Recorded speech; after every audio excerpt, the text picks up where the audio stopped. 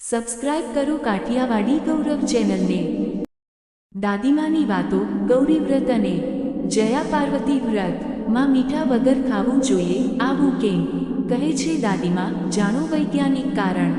ગૌરી વ્રત દરમિયાન મુખ્યત્વે નમક રહિત ખોરાક ખાવામાં આવે છે, જેથી સાત્વિક ખોરાક ખાઈ શકાય અને શરીરને શુદ્ધ કરી શકાય। આ પાછળ ધાર્મિક અને વૈજ્ઞાનિક બંને કારણો છે। ધાર્મિક માન્યતાઓ અનુસાર ઉપવાસ દરમિયાન મીઠા રહિત ખોરાક ખાવાથી શરીર અને મન શુદ્ધ થાય છે, જેનાથી દેવી દેવતાઓનો આશીર્વાદ મળે છે। વૈજ્ઞાનિક દૃષ્ટિકોણથી મીઠા રહિત ખોરાક શરીરમાંથી ઝેરી તત્વો દૂર કરવામાં અને પાચનમાં સુધારો કરવામાં મદદ કરે છે। જયા પાર્વતી વ્રતનું મહત્વ। જયા પાર્વતી વ્રતનું પાલન કરવાથી અપરિણીત છોકરીઓને તેમના ઈચ્છિત જીવનસાથી મળે છે। પૌરાણિક કથાઓ અનુસાર દેવી પાર્વતીએ ભગવાન શિવને પતિ તરીકે મેળવવા માટે આ વ્રત રાખ્યું હતું। જયા પાર્વતી વ્રતનું પાલન કરવાથી સૌભાગ્ય અને સમૃદ્ધિ મળે છે। ધાર્મિક માન્યતા છે કે આ દિવસે દેવી પાર્વતીની પૂજા કરવાથી પારિવારિક જીવનમાં સુખ અને સંતાન સુખ પણ મળે છે। પરિણીત મહિલાઓ અખંડ સૌભાગ્ય પ્રાપ્ત કરવા માટે આ વ્રત રાખી શકે છે। જ્યોતિષ શાસ્ત્ર અનુસાર જયા પાર્વતી વ્રત રાખવાથી કુંડળીમાં રહેલા દોષ દૂર થાય છે અને આ વ્રત ગ્રહોની શાંતિ માટે પણ ફાયદાકારક માનવામાં આવે છે। ધાર્મિક કારણ। ગૌરી વ્રત અને જયા પાર્વતી વ્રત મુખ્યત્વે ગુજરાતમાં ઉજવવામાં આવતો એક મહત્વપૂર્ણ ઉપવાસ છે। આ વ્રતમાં મીઠા રહિત ભોજનનો ઉલ્લેખ છે, જેનો અર્થ છે સાત્વિક ભોજન, જેમાં કોઈ તામસિક માંસ, ડુંગળી, લસણ વગેરે અથવા મસાલેદાર ખોરાકનો સમાવેશ થતો નથી।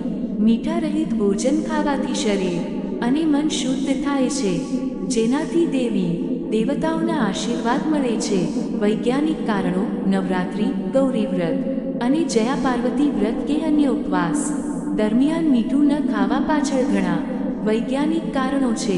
મીઠું, ખાસ કરીને સફેદ મીઠું, શરીરમાં પાણી જમા થઈ શકે છે, જેના કારણે સોજો આવે છે। ઉપવાસ દરમિયાન મીઠું રહિત ખોરાક ખાવાથી શરીરમાં વોટર રિટેન્શન ઓછી થાય છે, જેનાથી સોજો અને અન્ય સ્વાસ્થ્ય સમસ્યાઓ ઓછી થઈ શકે છે। આ ઉપરાંત મીઠા રહિત ખોરાક હળવો હોય છે, જેનાથી શરીરને હળવાશનો અનુભવ થાય છે અને પાચનમાં સુધારો થાય છે। જયા પાર્વતી વ્રતમાં મીઠું કેમ નથી હોતું? એવું કહેવાય છે કે જે કોઈ પણ આ વ્રત પૂર્ણ ભક્તિથી કરે છે, તેના લગ્ન જીવનમાં ખુશીઓ સ્થાયી થાય છે। જો કે આ વ્રત સાથે જોડાયેલા ઘણા મુશ્કેલ નિયમો પણ કહેવામાં આવ્યા છે, જેમાંથી એક મીઠાનો નિષેધ છે। જયા પાર્વતી વ્રતમાં મીઠાનો ઉપયોગ વંચિત માનવામાં આવે છે। એક પૌરાણિક કથા છે કે એકવાર માતા પાર્વતીએ કૈલાશ પર્વત પર બધા દેવી દેવતાઓને ભોજન માટે આમંત્રણ આપ્યું હતું। બધા દેવી દેવતાઓ કૈલાશ પહોંચ્યા, જ્યાં માતા પાર્વતીએ અનેક પ્રકારની વાનગીઓ બનાવી હતી।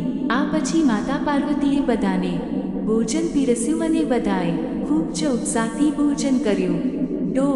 આ પછી માતા પાર્વતીએ બધા દેવી દેવતાઓને કહ્યું કે મીઠા વગરનું ભોજન ઉપવાસ સમાન માનવામાં આવે છે, અને આવી સ્થિતિમાં બધા દેવી દેવતાઓએ વ્રત રાખ્યું છે।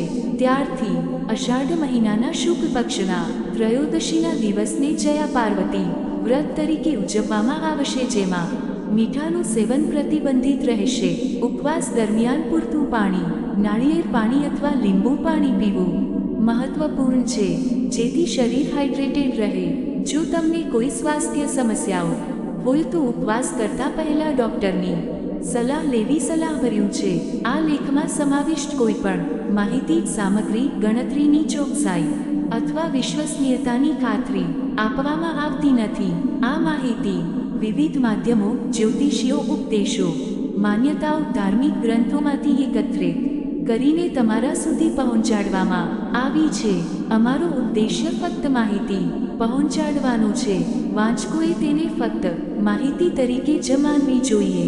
આ ઉપરાંત તેના કોઈપણ ઉપયોગ માટે વાંચકો પોતે જવાબદાર રહેશે।